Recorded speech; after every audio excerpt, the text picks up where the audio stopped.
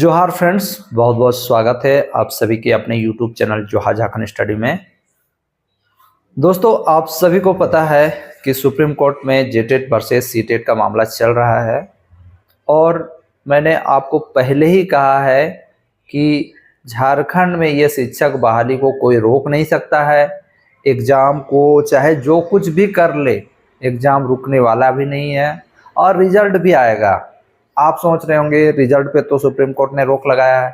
Supreme court ने कहा है कि हमारे आदेश के बिना रिजल्ट नहीं निकालिएगा, ठीक है, क्योंकि सुनवाई होनी है, तो जुलाई में सुनवाई है और जेटेट पास अभ्यर्थी चाहते थे किसी भी हालत में इस एग्जाम को रोके। आप लोगों ने देखा होगा, पेपर में भी छपा होगा, हर जगह आपने देखा होगा कि सुप्रीम कोर्ट ने रोक लगाने से मना किया।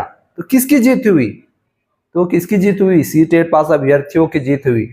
कुछ हमारे भी साथी ऐसे हैं जो कहते हैं कि सीटेट पास अभ्यर्थियों के वकील ने कुछ नहीं कहा था। अरे बाबू, आप लोगों ने देखा? अरे भाई, सिर्फ बोलने से नहीं होता है। बहुत सारे ऐसे चीज़ें हैं जो बिना बोले हो जाती है। जब बिना बोले जज को समझ में आ गया कि मैटर क्या है, तो बोलने की ज़रूरत ही क्या था? आप लोग खुद से सोचे होंगे, आप खुद से सोच के देखिए। आईए फाइल किया गया था जेटेट पास अभ्यर्थियों के द्वारा। वहाँ जेटेट वालों के वकील के द्वारा बोला जाना था कि आखिर आईए फाइल क्यों किया गया है या बहाली को रोकना। आपने देखा होगा, गोपाल शंकर नारायण जी ने एग्जाम पे रोक लगाने की बात कही थी, है ना? बात कही थी, आप लोग देख लीजिए। Yes, Shankar Narayan. Yes. That they are holding an examination tomorrow. Let them hold. Yes. But that result of that examination would not be declared. That's fair. I think that's a fair. पे रोक नहीं लगाना है। अपना mic off किया और कान में कुछ कहा। मुझे लगता है यही कहा होगा कि इन लोगों का सुनवाई तो आगे होने वाली है, लेकिन बीच में क्यों आए एग्जाम पे रोक लगाने? ये खुद से सोच के देखिए। और जब पहली जो बहस हुई थी उसमें भी उन्होंने एग्जाम पे रोक लगाने पे मना किया था। आप लोगों को पता नहीं है तो प्रीवियस वीडियो जाके देखिए।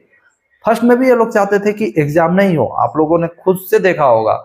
मैंने बार बार कहा कि जेटेट पास अभ्यर्थी नहीं चाहते हैं कि एग्जाम हो, लेकिन एग्जाम तो कंडक्ट हो गया और हो ही रहा है, आज लास्ट है।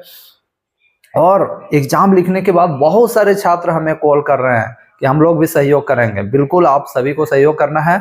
और मैं तो ये भी कहूंगा कि जितने जेटेट पास अभ्यर्थी हैं और जिनका एग्जाम अच्छा जा रहा है या जाएगा 2-3 का, आप लोग सभी सपोर्ट हमें करें, क्योंकि सोच के देखो, इस बहाली को रोक के कोई फायदा नहीं है।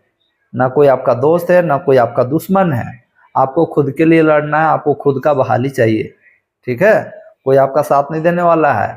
इसलिए आप लोग अपने हित के बारे सोचो और जिस पे आपको दिखे कि आपकी भलाई है उस पे आप लोग मेहनत करो। मेरे कहने का मतलब है कि जितने भी जेटेट पास अभ्यर्थी हैं, जितने भी पारा टीचर हैं, आपको लग रहा है कि आपका एग्जाम अच्छा जा रहा है, तो आप लोग सीटेट पास अभ्यर्थियों को सपोर्ट करें और वो चाहे जो कुछ भी कर ले, एग्जाम रुकने वाला भी नहीं है और रिजल्ट भी आएगा। आप सोच रहे होंगे रिजल्ट पे तो सुप्रीम कोर्ट ने रोक लगाया है। सुप्रीम कोर्ट ने कहा है कि हमारे आदेश के बिना रिजल्ट नहीं निकालिएगा, ठीक है, क्योंकि सुनवाई होनी है, तो जुलाई में सुनवाई है और जेटेट पास अभ्यर्थी चाहते थे किसी भी हालत में इस एग्जाम को रोके। आप लोगों ने देखा होगा, पेपर में भी छपा होगा, हर जगह आपने देखा होगा कि सुप्रीम कोर्ट ने रोक लगाने से मना किया। तो किसकी जीत हुई? तो किसकी जीत हुई? सीटेट पास अभ्यर्थियों की जीत हुई। कुछ हमारे भी साथी ऐसे हैं जो कहते हैं कि सीटेट पास अभ्यर्थियों के वकील ने कुछ नहीं कहा है। सिर्फ बोलने से नहीं होता है। बहुत सारे ऐसे चीज़ें हैं जो बिना बोले हो जाती है। जब बिना बोले जज को समझ में आ गया कि मैटर क्या है, तो बोलने की ज़रूरत ही क्या था? आप लोग खुद से सोचे होंगे, आप खुद से सोच के देखिए। आईए फाइल किया गया था जेटेट पास अभ्यर्थियों के द्वारा। वहाँ जेटेट वालों के वकील के द्वारा हम लोग एग्जाम का जो रिजल्ट है उसको निकलवा के ही रहेंगे। सुप्रीम कोर्ट के आदेश के अनुसार होगा तो सुनवाई हो जाएगी और सुनवाई में तो 100% सीटेट पास अभ्यर्थियों की जीत है। साथ ही साथ अब पारा टीचर भी चाहेंगे कि रिजल्ट पब्लिश्ड हो, क्योंकि पारा टीचर जो एग्जाम लिख रहे हैं वो जरूर चाहेंगे कि रिजल्ट पब्लिश्ड हो और सभी पारा टीचर हमें सपोर्ट करेंगे दोस्तों। तो ये एक पॉजिटिव न्यूज़ है और यही कहना चाहूँगा। काफ़ी लोग जो हमारे ही ग्रुप के लोग हैं और सिर्फ मतलब एक दूसरे का बुराई करने में लगे रहते हैं। तो मैं उनसे यही कहूँगा कि बुराई मत करो, ठीक है। अगर कुछ करना है तो सपोर्ट करो, बाकी बात एक दूसरे का चुगली मत करो। काफ़ी लोग कहते हैं कि हमारी तरफ से कोई सीनियर वकील नहीं था। आपने वहाँ पर देखा जो मैम थी वो कौन मैम थी? हरिप्रिया मैम थी। उनका नाम हरिप्रिया मैम है, जो सुप्रीम कोर्ट के सीनियर एडवोकेट है, उनको हमने रखा था, ठीक है। और ऐसा कोई नौबत ही नहीं आया जिसमें बहस किया जाए। और एक चीज मैं बताना चाहूंगा, हम लोग को सब पहले से ही पता था, सुप्रीम कोर्ट में बहस होती है उसमें जज का मूड पे भी डिपेंड करता है। अगर जज को हम लोग थोड़ा सा भी कुछ इधर उधर करने की कोशिश करते, उनका मूड ऑफ हो जाता, तो इस एग्जाम पे रोक लगा देते जज।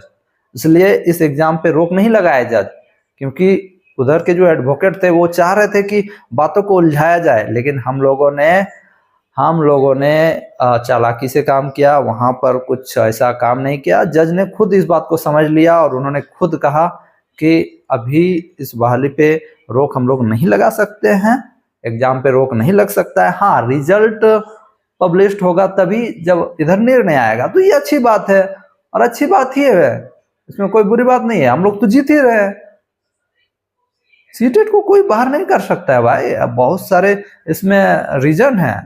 और यहाँ तक मैं बता दूं, हमारी जो वीडियोज है ये आसाम तक पहुंच गई है दोस्तों। आसाम के लोग हमें कॉल कर रहे हैं, इतना दूर दूर तक हमारी वीडियोज पहुंच गई हैं। और एक चीज मैं कहना चाहूंगा, जितने भी एग्जाम लिख रहे हैं सभी साथियों को एग्जाम की बहुत बहुत शुभकामनाएं। और देखिए पेपर 2 और 3 का भी एग्जाम जिनका नहीं हुआ उनका हो जाएगा। आप लोग काफी लोग कमेंट्स करते हैं कि कब होगा कब होगा, तो हो जाएगा। मुझे लगता है चुनाव से पहले ही हो जाएगा। बाकी बात आपको क्या लगता है क्या नहीं, नीचे कमेंट करना। और एक चीज कहूंगा कि आप लोग पूरा सपोर्ट करें सूरज सर को, और कुंज मंडल जी का जो नंबर है यहाँ पर मैं लिख रहा हूँ, दे रहा हूँ, इस पे आप लोग सपोर्ट करें। सभी एग्जाम लिखें और सहयोग बनाए रखें। 19 जुलाई को हमारी सुनवाई होने वाली है और उस पर हमारी जीत निश्चित है दोस्तों। बस हमें दोस्तों 19 जुलाई को सुनवाई है, इसमें हम लोगों को सीनियर एडवोकेट की ज़रूरत है, और हम लोग उस पर सोचे हैं कि 3 या 4 सीनियर एडवोकेट रखेंगे, ठीक है। 19 जुलाई को 3 या 4 सीनियर एडवोकेट रखने की बात कही जा रही है। और आप लोग सहयोग करेंगे तो आप जिस वकील को कहेंगे उस वकील को रखेंगे, ठीक है। आप लोग सहयोग करोगे तभी ये संभव हो सकता है। आप तो कह दोगे कि कपिल सिब्बल जी से बहस करवाया जाए, तो भाई उनके लिए उतना पैसा भी लगता है, ठीक है। जेटेड पास अभी होती है कोई दिक्कत नहीं है, क्योंकि उन लोगों ने ऑलरेडी पैसा उठाया हुआ है। उन लोगों के पास 40-50 लाख मुझे लगता है कि होगा। तो हमारे पास उतना फंड नहीं है, तो हम लोग का जितना फंड है उस हिसाब से काम करते हैं।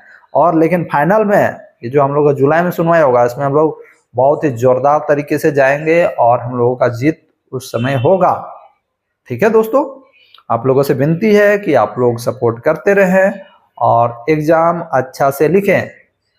और अंतिम में मैं एक ही चीज कहना चाहूंगा कि आप लोग अच्छा से मेहनत करो, पेपर 2 और 3 अच्छा से लिखो। पेपर 1 जो क्वालिफाई हो गए हैं या जिनको लगता है कि हो जाएंगे वो अच्छा से तैयारी करो।